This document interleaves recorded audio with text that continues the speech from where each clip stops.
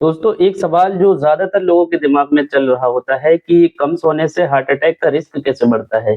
क्या वजह होती है जिससे हार्ट अटैक का रिस्क बढ़ जाता है? चलिए मैं बताता हूँ। दोस्तों, कम नींद लेने से हार्ट अटैक का रिस्क बढ़ता है। ज़्यादातर लोग जानते हैं कि हार्ट अटैक सिर्फ हाई कोलेस्ट्रॉल, ब्लड प्रेशर और डायबिटीज़ की वजह से होता है। लेकिन कम सोने से यानी पुअर स्लीप भी हार्ट अटैक का रिस्क बढ़ाती है। ये डायरेक्टली हार्ट को डैमेज कर देती है।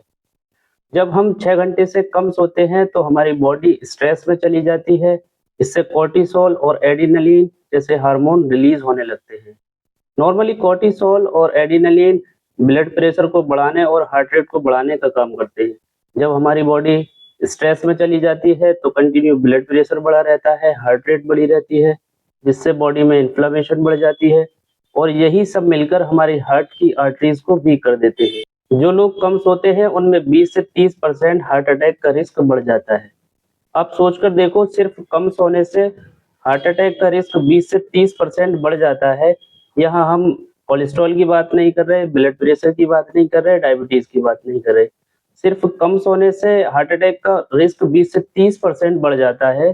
तो ये एक सीरियस प्रॉब्लम है, इसको इग्नोर नहीं कर सकते। तो नॉर्मली 7 से 8 घंटे की एक सॉलिड नींद लो, ये हेल्दी हार्ट की सबसे आसान और फ्री मेडिसिन है।